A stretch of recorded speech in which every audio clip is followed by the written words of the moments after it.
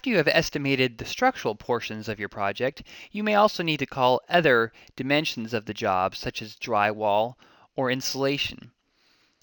There are packs available for drywall and insulation, and to help further with this, up in the Tools tab of the PrebuiltML software, there is a Drywall Report.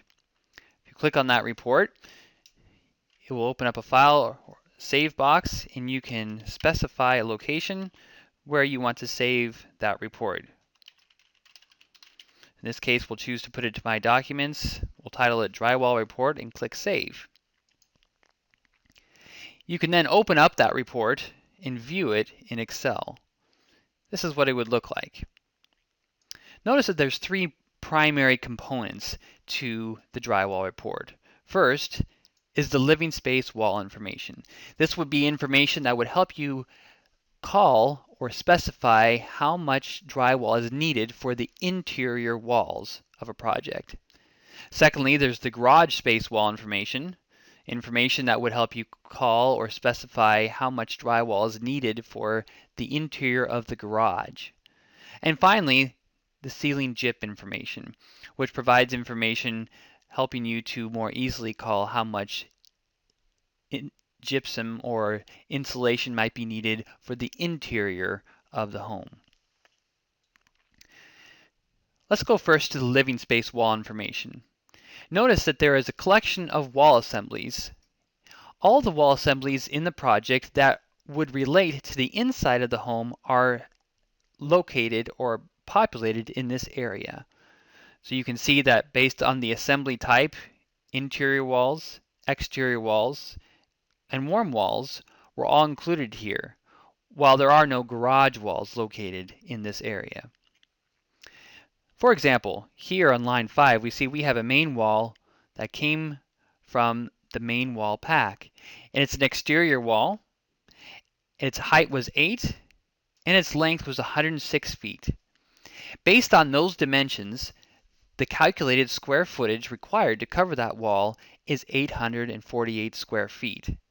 And so as a result, 848 square feet is noted as being required for gypsum for that wall. Or as another example, look at line 8.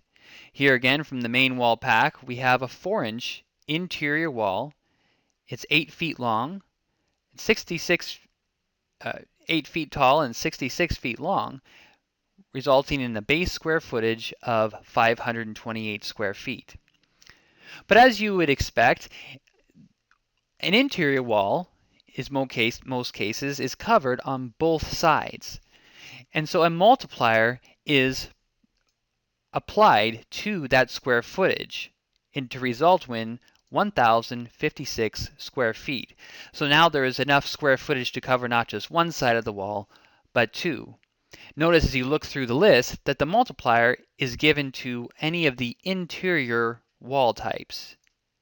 Here, and here, and here. While the exterior walls and warm wall only receive a multiplier of 1.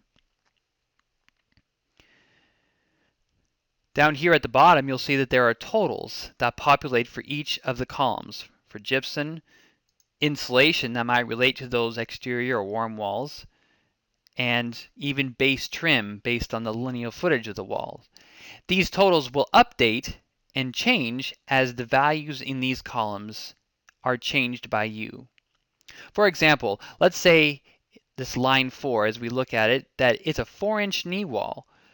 Probably came from the crawl space of the home and does not require insulation or drywall. So we're just going to remove it altogether.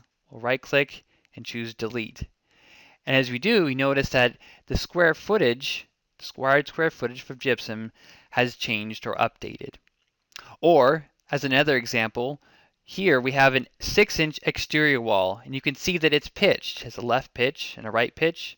But based on what we know about the wall as we worked on the job, we know that only about 190 square feet of it is actually going to be covered with drywall due to lowered ceilings, etc. And so we can make a change just by clicking on the field and typing in 190 square feet in place of the 210. And as we tab out of that field, you'll see once again that the value is updated. We should note that all of the values that are in each of these lines don't update for you automatically if you changed certain values here. But as the total is changed, the totals down here in the lower portion will update accordingly. So secondly, there is the garage space wall information. It's very similar to the living space wall information in how wall values and square footage are calculated. And we can note again here that here we have a wall that is 8 feet tall, 37 feet long, resulting in 296 square feet of gypsum required. And what's true for here, as well as for the interior walls, that square footage is based on the size and dimension of the walls and does not relate to how much sheathing you may have called in the project for those walls or how many panels might be required. It's strictly based on the square footage of the size of the wall. Finally, let's look at the third section, the ceiling gyp information. Anytime where a floor decking application was called in the project, that information is provided here in this section. You can see here that there's the main floor and the upper floor packs that both had a floor decking information, and the associated square footage is provided based on that entry. The idea is that the gypsum that will be required for the ceiling for those different floors will very likely reflect the floor decking application that is used for those floors.